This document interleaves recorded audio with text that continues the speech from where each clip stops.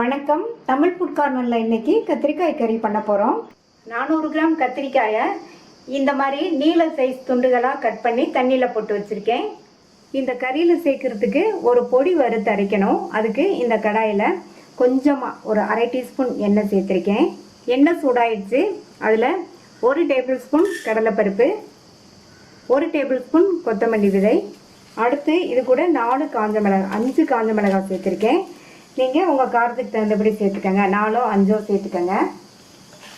இப்போ இது எல்லாத்தையும் வறுத்துக்கலாம். பருப்பெல்லாம் நல்லா பொன்னிறமாக வரணும், அது வரைக்கும் வறுத்துக்கணும். அடுத்து இது கூட 1/2 டீஸ்பூன் சீரகத்தையும் சேர்த்து நல்லா ஒரு தடவை வறுத்துட்டு சீரகத்தை கடைசியிலேயே சேர்த்துக்கங்க. ஃபஸ்ட்டே சேர்த்தோம்னா சீரகம் வறுபட்டு கருகி போயிடும், அதனால் கடைசியில் சேர்த்துக்கணும். இப்போ ஸ்டவ் ஆஃப் பண்ணிவிட்டு இதை வெளியில் எடுத்து ஆற வச்சுக்கலாம். வறுத்ததெல்லாம் ஆறுனதுக்கப்புறமா மிக்ஸி ஜாரில் சேர்த்துருக்கேன். இதை நைஸாக அரைச்சிடாமல் லேஸ் கொரகொரப்பான பவுடராக அரைச்சிக்கணும். இந்த கறிக்கு இந்த மாதிரி லேஸ் கொரகொரப்பான பவுடராக அரைச்சாதான் நல்லாயிருக்கும், அதனால் இந்த மாதிரி அரைச்சிக்கங்க. இந்த பேனில் 1 டேபிள் ஸ்பூன் எண்ணெய் சேர்த்துருக்கேன். கத்திரிக்காயை நம்ம எண்ணெயிலேயே வதக்க போகிறோம், அதனால் இதுக்கு எண்ணெய் கொஞ்சம் அதிகமாக சேர்த்தா தான் நல்லாயிருக்கும். இப்போ எண்ணெய் சூடாயிடுச்சு. அதில் 1/2 டீஸ்பூன் கடுகு, 1 டீஸ்பூன் கடலைப்பருப்பு, 1 டீஸ்பூன் உளுந்தம்பருப்பு. இந்த டிஷ்க்கு கடலைப்பருப்பு உளுந்தம்பருப்பெல்லாம் கொஞ்சம் அதிகமாக சேர்த்துட்டோம்னா டேஸ்ட் ரொம்ப நல்லாயிருக்கும். இப்போ கடுகும் பொரிஞ்சிருச்சு, பருப்போட கலரும் மாறி வந்துருச்சு. இப்போ கறிவேப்பிலை சேர்த்துக்கலாம். இது கூட 1/4 டீஸ்பூனில் பாதி பெருங்காய பவுடர் சேர்த்து நல்லா ஒரு தடவை மிக்ஸ் பண்ணி விட்டுட்டு இப்போ இது கூட கட் பண்ணி வச்ச கத்திரிக்காயை சேர்த்துக்கலாம். கத்திரிக்காயை சேர்த்துட்டு இது கூட 1/4 டீஸ்பூன் போல் மஞ்சள் தூளும் இதுக்கு தேவையான அளவு உப்பையும் சேர்த்துக்கலாம். சேர்த்துட்டு எண்ணெயிலேயே நல்லா ஒரு 2 நிமிஷத்துக்கு இந்த மாதிரி வதக்கி விட்டுக்கணும். ஹை ஃப்ளேமில் வச்சு 2 நிமிஷம் நல்லா எண்ணெயில் வதக்கி விட்டாச்சு. இப்போ மூடி போட்டுட்டு ஸ்டவ்வை மீடியம் ஃப்ளேமில் வச்சுருங்க. கத்திரிக்காய் வதங்கிட்டு இருக்கும்போது அப்பப்போ திறந்து பார்த்து கிண்டி விட்டு மறுபடியும் மூடி வச்சுருங்க. இப்போ கத்திரிக்காய் நல்லா சாஃப்டாக வெந்துருச்சு. இதில் நம்ம வறுத்து பவுடர் பண்ண அந்த பவுடரை சேர்த்துக்கலாம். சேர்த்துட்டு இந்த பவுடர் எல்லா காயிலையும் நல்லா கோட் ஆகுற மாதிரி இந்த மாதிரி கலந்து விட்டுறலாம்.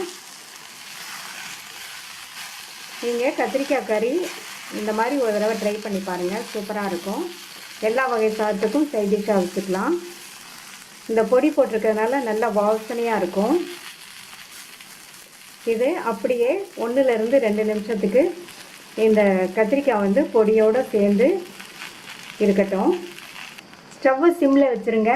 இந்த பொடியோடு சேர்ந்து கத்திரிக்காய் 1லேருந்து 2 நிமிஷத்துக்கு அப்படியே இருக்கட்டும். இப்போ 2 நிமிஷம் ஆச்சு.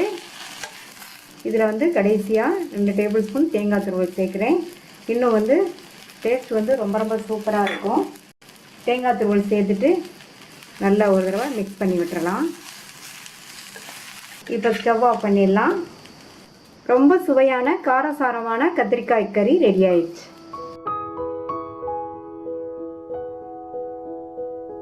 சேனக்கிழங்கு ஃப்ரை பண்ண போகிறோம். எல்லாத்துக்குமே சைட் டிஷ்ஷாக வச்சு சாப்பிட்றதுக்கு ரொம்ப பொருத்தமாக இருக்கும். 1/4 கிலோ சேனக்கிழங்கு தோல் சீவிட்டு கழுவி சின்ன சின்ன சதுர துண்டுகளாக கட் பண்ணி தண்ணியில் போட்டு வச்சுருக்கேன். இந்த மாதிரி கட் பண்ணி தண்ணியில் போட்டு வச்சோம்னா கிழங்கு கருத்து போகாமல் இருக்கும். சேனக்கிழங்கு வாங்கும்போது பழைய சேனக்கிழங்காக பார்த்து வாங்கிக்கணும், அப்போ தான் நல்லாயிருக்கும். கட் பண்ணி தண்ணியில் போட்ட கிழங்கை தண்ணியை வடிச்சிட்டு இந்த பேனில் சேர்த்துக்கலாம். இதில் இந்த கிழங்கு பொங்குற அளவுக்கு தண்ணி சேர்த்து இது கூட 1/4 டீஸ்பூன் மஞ்சள் தூள், 1/2 டீஸ்பூன் உப்பு, 1 டேபிள் ஸ்பூன் புளிக்கரைசல். இந்த கிழங்குல லேசாக அரிப்புத்தன்மை இருக்கும். இந்த மாதிரி புளிக்கரைசல் சேர்த்து வேக வச்சிட்டோம்னா அரிப்புத்தன்மை கொஞ்சம் கூட இருக்காது. இப்போ இந்த கிழங்கு பாதி அளவுக்கு வெந்து வரணும், ஃபுல்லாக வெந்துடக்கூடாது. 7-8 நிமிஷம் ஆச்சு. கிழங்கு பாதி அளவுக்கு வெந்திருக்கு. இதில் உள்ள தண்ணியை வடிச்சிட்டு கிழங்கு மட்டும் வேறு பாத்திரத்துக்கு மாற்றி வச்சுக்கலாம். இது கூட 1/4 டீஸ்பூன் மஞ்சள் தூள், 1 டீஸ்பூன் தனி மிளகாத்தூள், 1 டீஸ்பூன் மிளகாத்தூள் கரெக்டாக இருக்கும், நீங்கள் உங்கள் காரத்துக்கு தகுந்தபடி சேர்த்துக்கோங்க. 3/4 டீஸ்பூன் மல்லித்தூள், 1/2 டீஸ்பூன் கரம் மசாலா பவுடர் சேர்த்துட்டு இது கூட 2 டீஸ்பூன் இஞ்சி பூண்டு பேஸ்ட் சேர்த்துக்கலாம். உப்பு சேர்க்கணும், 3/4 டீஸ்பூன் உப்பு. ஏற்கனவே கிழங்கு வேக வைக்கும்போது 1/2 டீஸ்பூன் உப்பு சேர்த்தோம். வேக வச்சு தண்ணியெல்லாம் வடிச்சிட்டோம். இப்போ இதுக்கு 3/4 டீஸ்பூன் உப்பு கரெக்டாக இருக்கும். எல்லாத்தையும் நல்லா ஒன்றா மிக்ஸ் ஆகிற மாதிரி கலந்து விட்டுக்கலாம். மூடி வச்சிடலாம். இது 15லேருந்து 20 நிமிஷம் நல்லா மசாலாவோடு சேர்ந்து ஊறட்டும். ஸ்டவ்வில் ஒரு இரும்பு கடாய் போட்டிருக்கேன். அதில் 1 டேபிள் ஸ்பூன் கடலெண்ணெய் சேர்த்துக்கலாம். இந்த ஃப்ரைக்கு கடலெண்ணெய் சேர்த்தா நல்லாயிருக்கும். எண்ணெய் சூடானதும் அதில் 1/2 டீஸ்பூன் கடுகு, 1/2 டீஸ்பூன் உளுந்து, கடுகு உளுந்து பொரிஞ்சிருச்சு. அதில் 1/2 டீஸ்பூன் சோம்பு சேர்த்துட்டு கூடவே கொஞ்சம் கருவேப்பிலை. இது கூட 20 நிமிஷம் மசாலில் ஊற வச்சு இந்த சேனைக்கிழங்கு இதில் சேர்த்துடலாம். ஸ்டவ்வை மீடியம் ஃப்ளேமில் வச்சு விட்டு விட்டு இந்த மாதிரி பரட்டி கொடுத்துக்கிட்டே இருக்கணும். மூடி வச்சிடலாம். இதுக்கு தண்ணி எதுவும் சேர்க்க வேண்டியதில்லை. ஏற்கனவே பாதி வெந்ததுனால மூடி போட்டிருக்கிறதுனால அந்த ஆவிலேயே நல்லா ஃபுல்லாக வெந்து வந்துடும். இடையில அப்பப்போ திறந்து பார்த்து நல்லா கிண்டி விட்டுக்கணும். 7-8 நிமிஷம் ஆச்சு. அப்பப்போ கிண்டி விட்டு கிழங்கு நல்லா சாஃப்டாக வெந்துருச்சு. இப்போ ஸ்டவ்வோட தீயை கூட்டி வச்சுட்டு ஒரு 2-3 நிமிஷத்துக்கு பெரட்டி விட்டோம்னா கிழங்கு இன்னும் நல்லா ஃப்ரை ஆகி நல்லா மொறுமொறுன்னு இருக்கும். இதில் கொஞ்சமாக கொத்தமல்லி இலைகள் சேர்த்துட்டு நல்லா ஒரு தடவை பெரட்டி விட்டுட்டு ஸ்டவ் ஆஃப் பண்ணிடலாம். கமகமன் வாசனையோட ஈஸியாக பண்ணக்கூடிய டேஸ்டான சேனைக்கிழங்கு ஃப்ரை ரெடி ஆயிடுச்சு.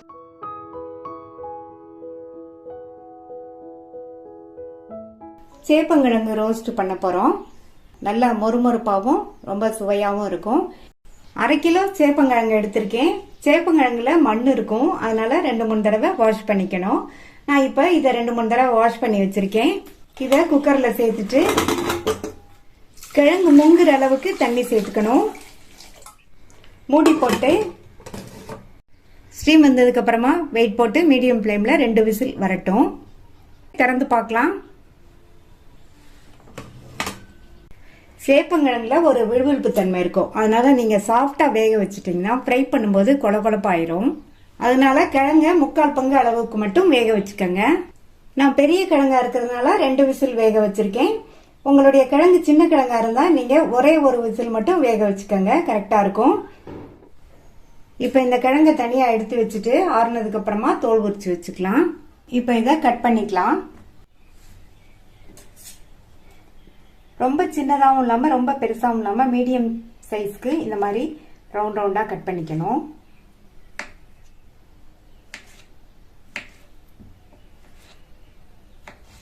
இதே மாதிரி எல்லாத்தையும் கட் பண்ணிக்கலாம்.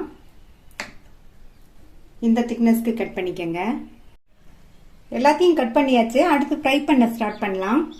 இந்த ஃப்ரை பண்றதுக்கு இரும்பு கடாய் அல்லது அடிகனமான கடாய் எதுனாலும் எடுத்துக்கங்க. நான் இதுல 2 டேபிள் ஸ்பூன் கடலெண்ணெய் சேர்க்கிறேன். கடலெண்ணெய் சேர்த்து பண்ணா நல்லா இருக்கும். இதுக்கு எண்ணெய் கொஞ்சம் அதிகமா சேர்த்தாதான் நல்லா இருக்கும். இப்ப எண்ணெய் சூடாயிடுச்சு. அதுல 1/2 டீஸ்பூன் கடுகு. கடுகு பொரிஞ்சதும் அதுல ஒரு சின்ன சைஸ் பெரிய வெங்காயத்தை கட் பண்ணி சேர்த்துக்கங்க. அது கூட 4 பெரிய பூண்டை சின்ன சின்னதா கட் பண்ணி வச்சிருக்கேன், அதை சேர்த்துட்டு கூடவே கொஞ்சம் கறிவேப்பிலையும் சேர்த்துக்கங்க. இந்த வெங்காயத்தை லைட்டா வதக்கி விட்டா போதும். இது கூட 2 டேபிள் ஸ்பூன் ரவை சேர்த்துக்கலாம். இந்த மாதிரி ரவை சேர்த்தோம்னா இந்த ஃப்ரை நல்லா சாப்பிட்றதுக்கு மொறுமொறுப்பா இருக்கும். அந்த சேப்பங்கிழங்கோட விழுவிழுப்பு தன்மையும் நமக்கு தெரியாம இருக்கும். ரவை சேர்த்துட்டு நல்லா 1 நிமிஷத்துக்கு எண்ணெயிலேயே நல்லா இந்த மாதிரி வறுத்து விட்டுக்கணும். நீங்க வறுத்த ரவை வறுக்காத ரவை எந்த ரவைனாலும் சேர்த்துக்கங்க. இப்ப ரவை எண்ணெயிலேயே நல்லா 1 நிமிஷம் வறுபட்டுருச்சு. இதுல சேப்பங்கிழங்கு சேர்த்துடலாம். சேப்பங்கிழங்கு சேர்த்துட்டு நல்லா எண்ணெயிலேயே ஹை ஃப்ளேம்ல வச்சு 2-3 நிமிஷம் நல்லா வதக்கிக்கங்க.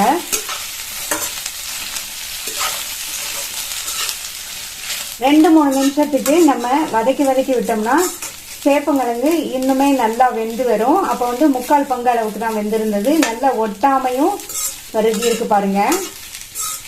இதே மாதிரி வதக்கி விட்டுட்டே இருப்போம். ஹை ஃப்ளேம்லேயே வச்சு வதக்கி கிழங்கு நல்லா மொறுமொறுன்னு ஆல்மோஸ்ட் வெந்துருச்சு. அடுத்து இது கூட 1/4 டீஸ்பூன் மஞ்சள் தூள், 3 டீஸ்பூன் தனி மிளகாத்தூள். மிளகாத்தூளை இந்த மாதிரி பரவலாக சேர்த்துக்கங்க. 1/2 டீஸ்பூன் கரம் மசால் தூள். இதுக்கு தேவையான அளவு உப்பை இந்த மாதிரி பரவலா சேர்த்துக்கணும். மறுபடியும் நல்லா இதை ஒன்று போல மிக்ஸ் பண்ணி விட்டுக்கோங்க. சேர்த்த மசாலாலாம் எல்லா கிழங்கு பீஸ்லையும் நல்லா கோட் ஆயிடுச்சு. இப்ப ஸ்டவ் சிம்ல வச்சுட்டு மூடி வச்சிருங்க. இந்த கிழங்கு வந்து நல்லா ரோஸ்ட் ஆகி வரட்டும். அப்பப்போ மட்டும் ஓபன் பண்ணி கிளறி கொடுத்துட்டே இருங்க. இப்ப 7 நிமிஷம் கிட்ட ஆச்சு. திறந்து பார்க்கலாம். சேப்பங்கிழங்கு நல்லா மொறுமொறுன்னு ஃப்ரை ஆயிடுச்சு. நீங்க இதே மெத்தட்ல செஞ்சு கொடுத்தீங்கன்னா எவ்வளவு செஞ்சாலும் காலி ஆயிரும். அந்த அளவுக்கு டேஸ்ட் நல்லா இருக்கும். சுவையான மொறுமொறுப்பான சேப்பங்கிழங்கு ரோஸ்ட் ரெடி ஆயிடுச்சு.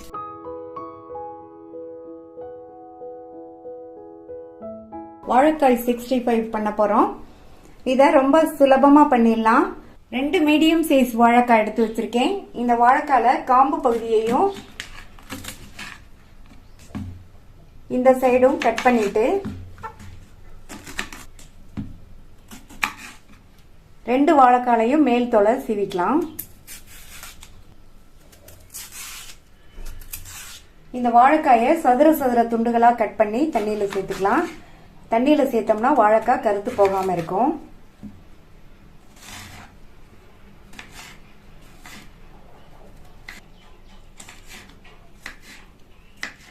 ரொம்ப பெருசாவும் இல்லாம ரொம்ப சின்னதாகவும் இல்லாம இந்த மாதிரி மீடியம் சைஸ் துண்டுகளா கட் பண்ணிக்கலாம்.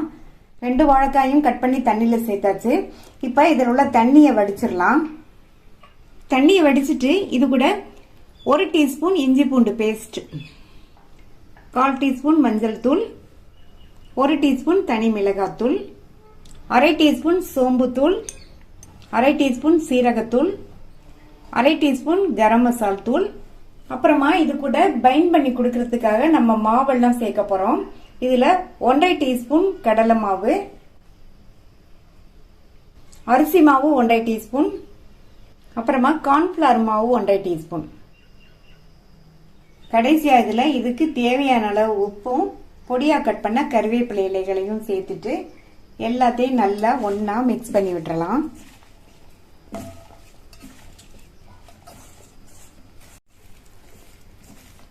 நல்லா மசாலால காயெல்லாம் கோட்டாகிற மாதிரி நல்லா கலந்து விட்டாச்சு. வாழைக்காயை கட் பண்ணி தண்ணியில போட்டு வச்சிருந்தோம்.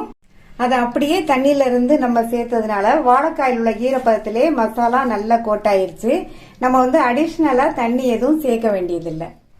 இப்போ மூடி போட்டலாம். ஒரு 20 நிமிஷம் மசாலாவோட சேர்ந்து காய் நல்லா ஊறிட்டு இருக்கட்டும். 20 நிமிஷம் ஆச்சு. மசாலாலாம் நல்லா வாழைக்கால ஊறிடுச்சு. இப்ப இதை ஃப்ரை பண்ணிடலாம். வாழைக்காயை பொரிக்கிறதுக்கு கடாயில எண்ணெய் விட்டு சூடாயிடுச்சு. நம்ம மேரினேட் பண்ணி வச்ச வாழைக்காயை ஒவ்வொன்றா எடுத்து எண்ணெயில சேர்த்துடலாம்.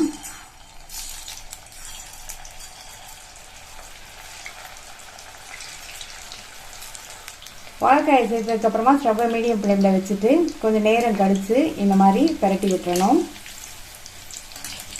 எண்ணெயில் ஃப்ரை ஆகும் போதே நல்ல வாசனையா இருக்கு. இது சாப்பிட்றதுக்கு ரொம்ப டேஸ்டா இருக்கும். நம்ம சைட் டிஷ்ஷாகவும் வச்சு சாப்பிட்டுக்கலாம். ஸ்நாக் மாதிரியும் சாப்பிட்றதுக்கும் நல்லா இருக்கும். இந்த மாதிரி கிண்டி கொடுத்துட்டே இருந்தாதான் எல்லா வாழைக்காயும் நல்லா ஒன்று போல வெந்து இந்த 65 சாப்பிட்றதுக்கு நல்லா சாஃப்டாகவும் டேஸ்டாகவும் இருக்கும். நல்லா பரட்டி பரட்டி விட்டு வாழைக்காய் நல்லா ஃப்ரை ஆயிடுச்சு. பபிள்ஸ் எல்லாம் ஓரளவு அடங்கிடுச்சு. இந்த ஸ்டேஜில் எடுத்தா கரெக்டா இருக்கும். எடுத்துடலாம். நல்ல கலர்ஃபுல்லான மொறு வாழைக்காய் ஃப்ரை ரெடி ஆயிடுச்சு. இதே மாதிரி எல்லாத்தையும் போட்டு எடுத்துடலாம்.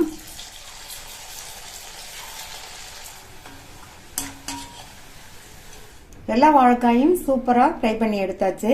நீங்களும் இந்த வாழைக்காய் ஃப்ரையை ட்ரை பண்ணி பார்த்துட்டு உங்க கமெண்ட்ஸை சொல்லுங்க. தேங்க்யூ.